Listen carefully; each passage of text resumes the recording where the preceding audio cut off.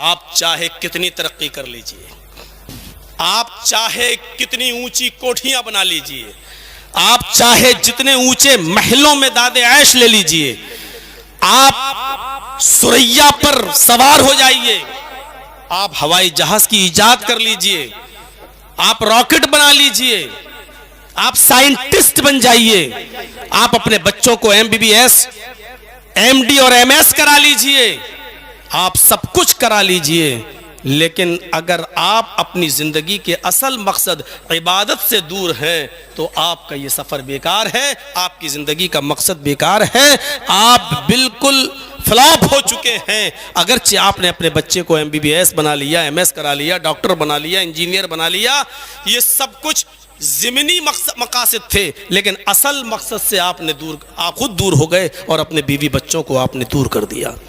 इसीलिए दुनिया में बदअमनी है, इसीलिए दुनिया में बदअमनी है। और बदअमनी की वजह क्या है? अगर आप किसी लीडर से पूछेंगे तो वो उसका रीजन कुछ और बताएगा। दुनिया में इस हंगामा आराई का रीजन अगर आप किसी फिलोसफर से पूछेंगे तो वो उसकी वजह कुछ और बताएगा। अगर आप किसी कम्युनिस्ट से पूछेंगे कि दुनिया में ये हंगामा आराई क्यों है, ये बदअमनी क्यों है, शांति क्यों नहीं है, एक दूसरे का दुश्मन क्यों है, तो वो कम्युनिस्ट उसका रीजन कुछ और बताएगा। आप किसी लीडर से पूछें कि ये दुनिया में हंगामा आराई क्यों है, ये बदअमनी क्यों है, तो वो कहेगा बढ़ती हुई आबादी इसका रीजन है। 2 के बजाय लोग 10-10 बच्चे पैदा कर लेते हैं, बदअमनी तो होगी। गांव में 20 आदमियों के लिए अनाज पैदा होता है, 100 लोग रहने लगेंगे तो लड़ाई तो होगी। बिजनेस, नौकरी कहां से मिले, सबको बिजनेस कहां से दिया जाए, तो बदअमनी तो होगी। लोग चोरी करेंगे, डाका डालेंगे, बदअमनी तो होगी। अगर आप इस बदअमनी का रीजन, इस बदअमनी और अशांति का कारण अगर आप लीडर से पूछेंगे तो कहेगा कि बढ़ती हुई आबादी। अगर आप किसी फिलोसफर से पूछेंगे, फलसफी से, कि दुनिया में बदअमनी क्यों है, दुनिया में अशांति क्यों फैली हुई है, एक दूसरे का दुश्मन क्यों है, एक दूसरे को देखना क्यों नहीं चाहता, तो फिलोसफर उसका जवाब देगा दुनिया में इसका की असली वजह है एटमी हथियार। इस मौजूदा दौर में हर मुल्क ये चाहता है, हर कंट्री ये चाहती है कि हमारे पास एटम बम हो जाए, हाइड्रोजन बम हो जाए, दूसरे लोग हमसे डरने लगे। देख लीजिए आप रूस की और यूक्रेन की लड़ाई, हर बात पर धमकी कि अब न्यूक्लियर हथियार हम छोड़ देंगे, अब परमाणु बम हम गिरा देंगे। जिन मुल्कों के पास एटमी हथियार नहीं है वो बेचारे आज डरे हुए और सहमे हुए हैं और वो एटमी हथियार बनाने की तैयारी कर रहे हैं ताकि हम भी मुश्किल वक्त पर दुश्मन का जवाब दे सकें और दुश्मन के दांत खट्टे कर सकें। और जो एटमी ताकत बनना चाहते हैं उसको सुपर पावर ममालिक एटमी हथियार, एटमी ताकत बनने का सपना पूरा नहीं होने दे रहे हैं, जैसे ईरान वगैरह। मेरे भाइयों, आप गौर कीजिएगा, मैं आ रहा हूं असल चीज पर जहां मैं आपको लाना चाहता हूं। जरा तसव्वुर कीजिए, लीडर कहता है दुनिया में बदअमनी की वजह क्या है? बढ़ती हुई आबादी, बढ़ती हुई जनसंख्या। किसी फिलोसफर से पूछेंगे तो फलसफी पूछेगा, जवाब क्या दे रहा है?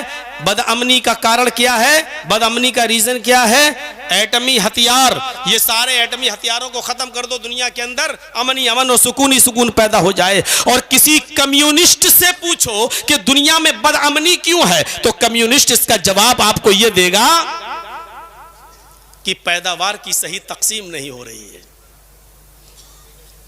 पैदावार की सही तकसीम नहीं होती है, मतलब समझ रहे हैं? अल्लाह ने किसी को अमीर बना दिया, किसी को गरीब बना दिया, किसी को कोठी का मालिक बना दिया और किसी को झोपड़ी दे दी। कोई बड़े 5 मंजिल मकान में दादे ऐश ले रहा है और कुछ लोग ऐसे हैं जिनको झोपड़ी भी नसीब नहीं है, वो फुटपाथों पे सोते हैं और नशे से लथपथ नौजवान लड़के अपने नशे में गाड़ियां चलाते हुए उन फुटपाथों पर सोने वाले लोगों को अपनी गाड़ियों से कुचल देते हैं। दुनिया में पैदावार की सही तकसीम नहीं हो रही है। कोई अल्लाह ने किसी को अमीर बना दिया, किसी को गरीब। अगर सब लोगों को बराबर कर दिया जाए, अमीर और गरीबी का फर्क मिटाकर सबको बराबर दौलत मिल जाए, सबके मकान एक जैसे हो जाएं और सबके पास एक जैसी दौलत हो जाए, तो दुनिया में अमन और सुकून पैदा हो जाए। गरीब है वो अमीर बनना चाहता है, अमीर और ज्यादा अमीर बनना चाहता है, इसलिए दुनिया के अंदर बदअमनी है। लेकिन दुनिया में सब लोग एक जैसे नहीं हो सकते हैं। जब सब एक ही जैसे हो जाएंगे तो ये मकान कौन बनाएगा? जब हमारे पास भी तुम्हारे बराबर पैसा हो जाएगा तो रिक्शा कौन चलाएगा? जब हम भी तुम्हारे मुकाबिल जब हम बराबर के हैं तो सब्जी कौन बेचेगा? फिर हमारे मकानात की तामीर कौन करेगा? फिर ट्रेनें कौन चलाएगा? फिर स्टेशनों पर नौकरी कौन करेगा? फिर ऑफिसों में कौन बैठेगा? क्योंकि हम तो बराबर हैं। जितना पैसा तुम्हारे पास उतना मेरे पास, जैसा मकान तुम्हारे पास वैसा मकान हमारे पास।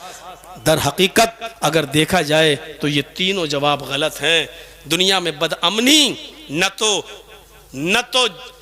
तो लोगों की बढ़ती हुई आबादी है, और ना ही एटमी हथियार हैं, और ना ही पैदावार की सही तकसीम का ना होना है, बल्कि असल वजह जो दुनिया की बदअमनी की है वो ये है कि हमने लोगों को उनकी हयात के असली मकसद से रोक दिया है, उससे दूर कर दिया है। हमने उनको बताया ही नहीं कि हयात का, आपकी जिंदगी का असली मकसद क्या है। इस दुनिया के अंदर हंगामा आराई तो होना ही होना है। आप एक मिसाल से समझने की कोशिश कीजिए। असली मकसद से हमने लोगों को जोड़ा ही नहीं है। प्राइमरी स्कूल है, आपके यहाँ होंगे, खुले होंगे। आप एक मिसाल से समझने की कोशिश कीजिए। उस स्कूल का टाइम है 10 बजे का, छुट्टी होती है 2 बजे बच्चों की। 10 बजे स्कूल का टाइम, छुट्टी हो रही है 2 बजे। जरा सुनिएगा, स्कूल में बच्चे 9 ही बजे आ जाते हैं। टाइम है 10 बजे का, स्कूल पहले से खुल जाता है। बच्चे 9 ही बजे आ गए, 9:30 बजे आ गए, अभी घंटी नहीं लगी है, अभी क्लास में नहीं गए हैं, लेकिन वो बच्चे जो ग्राउंड में जमा हैं लड़ रहे हैं।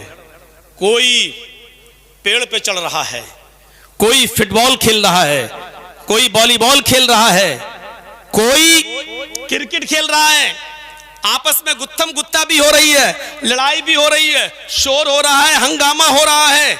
मैं पूछता हूं कि ये स्कूल के अंदर इन बच्चों के दरमियान हंगामा क्यों हो रहा है? ये कोई बच्चे शरारत करते हुए पेड़ पे चढ़ रहे हैं, एक बच्चा दूसरे को मार रहा है, दूसरा उसका कॉलर पकड़ रहा है। ये बच्चों के अंदर हंगामा आराई क्यों हो रही है? अभी जो बच्चे हंगामा आराई का शिकार हैं, एक दूसरे को मार रहा है और गाली गलौज कर रहा है, कोई पेड़ पे चढ़ रहा है, कोई कबड्डी खेल रहा है, कोई क्रिकेट खेल रहा है, कोई एक दूसरे को गाली दे रहा है। अचानक घंटी बजती है, अचानक क्लास में टीचर आता है और बच्चे फौरन भागते हुए क्लास में चले जाते हैं और एकदम खामोश हो जाते हैं। और वो टीचर अपने बच्चों को पढ़ाने लगता है। जब टीचर अपने बच्चों को पढ़ाता है तो अब न कोई गाली दे रहा है, अब न कोई बकवास कर रहा है, अब कोई न पेड़ पे चढ़ रहा है, अब न कोई क्रिकेट खेल रहा है, अब न कोई गाली गलूज कर रहा है।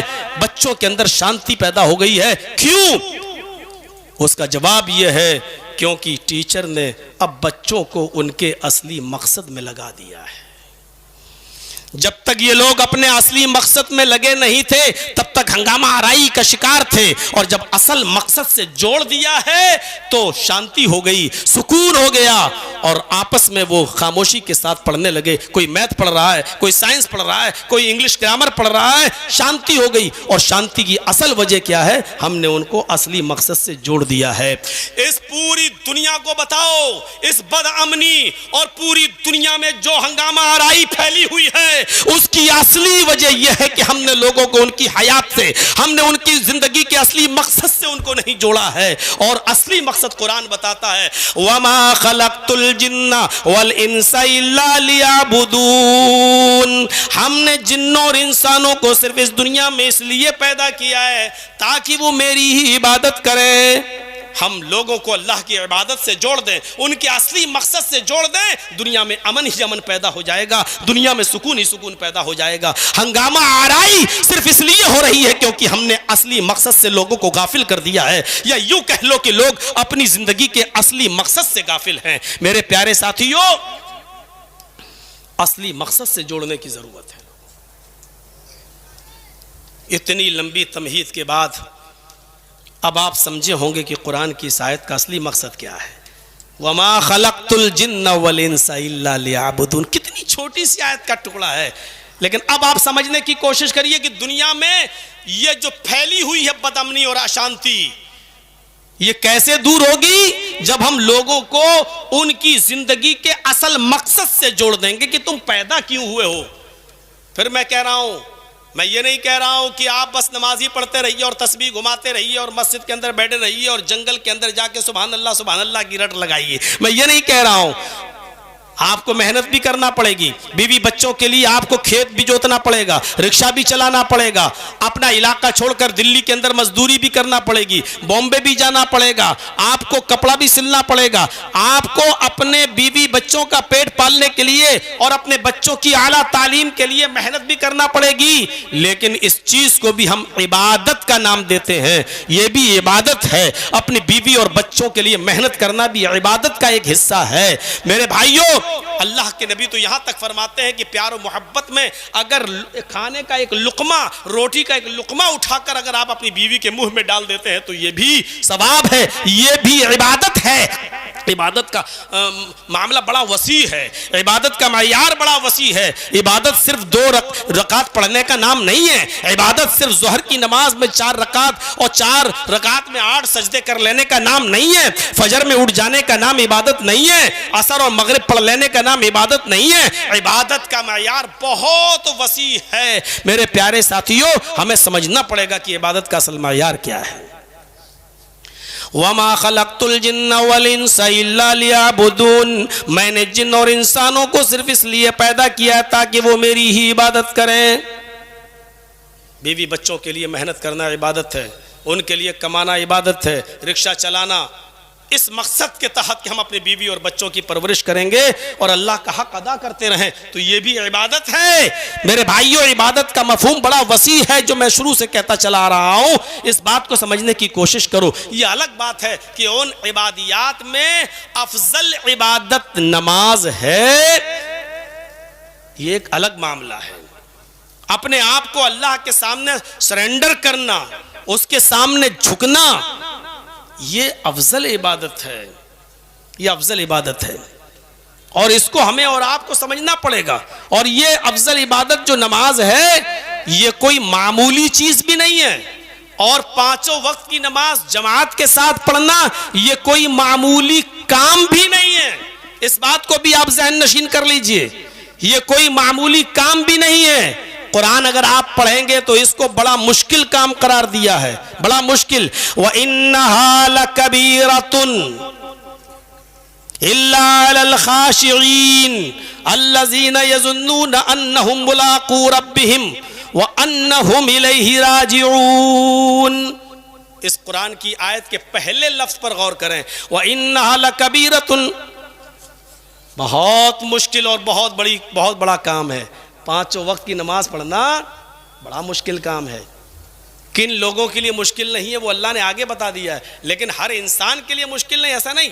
व इन्नहा लकबीरतुन, बहुत बड़ा काम है 5 वक्त की नमाज पढ़ना, मामूली बात है।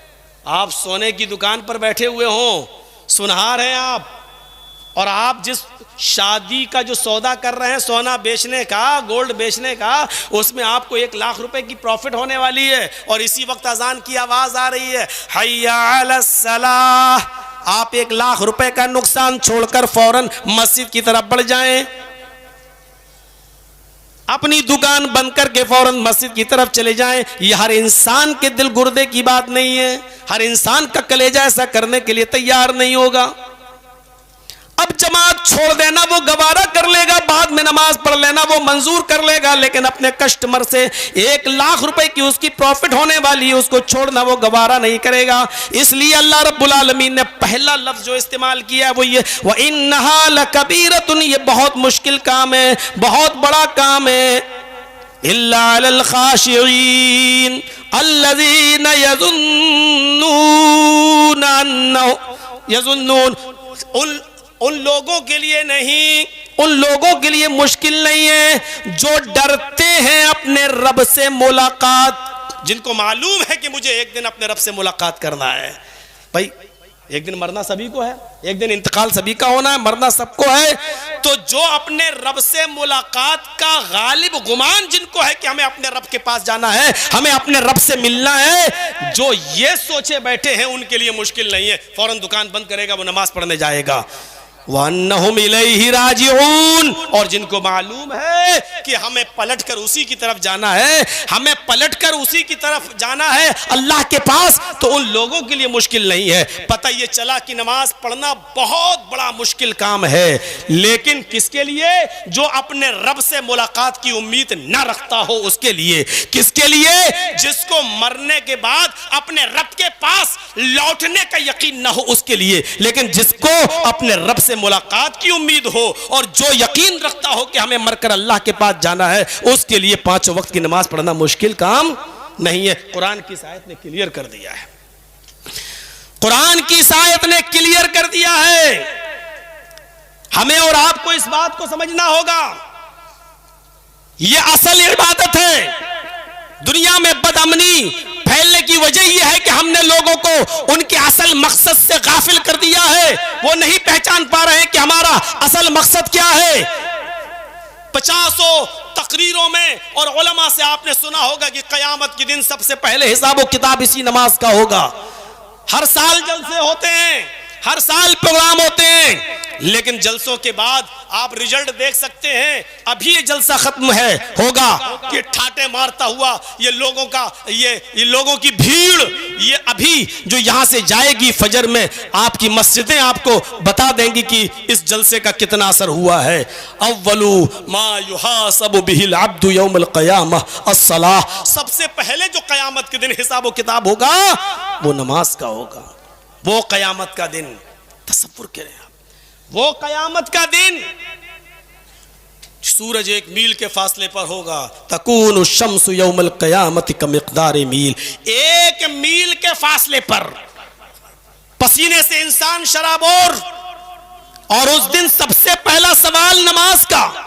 लोगों की जबानें गूंगी होंगी, बड़े बड़े मुत्तकी और परहेजगार और तकद्दुस का दामन ओढ़े हुए लोग, चादरें ओढ़े हुए लोग कयामत के दिन नंगे होंगे। कयामत के दिन उनकी कलई खुल गई होगी कि वो किस दिल से नमाज पढ़ते थे, उनके दिलों में कितना रिया और कितनी नमूद थी उनके दिलों में, वो कितना दिखावे की इबादतें करते थे।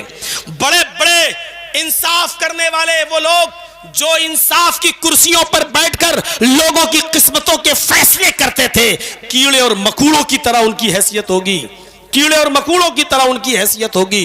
बड़े बड़े चर्ब जबान लोग जो अपनी चर्ब जबानी से, अपनी जबान के ज्यादा बोलने और लफाजी से जो गलत को सच और सच को गलत साबित कर देते थे, ऐसी ऐसी दलीलें देते थे कि झूठ को सच और सच को झूठ साबित कर दें। ऐसे लोगों को आप देखेंगे कि उनकी जबानों में ताले पड़े हुए हैं। और ऐसे मौके पर सबसे पहला सवाल अल्लाह रब्बुल आलमीन की तरफ से होगा, नमाज। यही असल मकसद है जिंदगी का। हम उससे दूर नहीं जा सकते हैं, हम उससे भाग नहीं सकते हैं। पूरा कुरान पढ़ जाइए, आइए आज कुरान की आयतें सुन लीजिए, पूरा कुरान पढ़ जाइए। ये सिर्फ आप ही के ऊपर फर्ज नहीं है नमाज।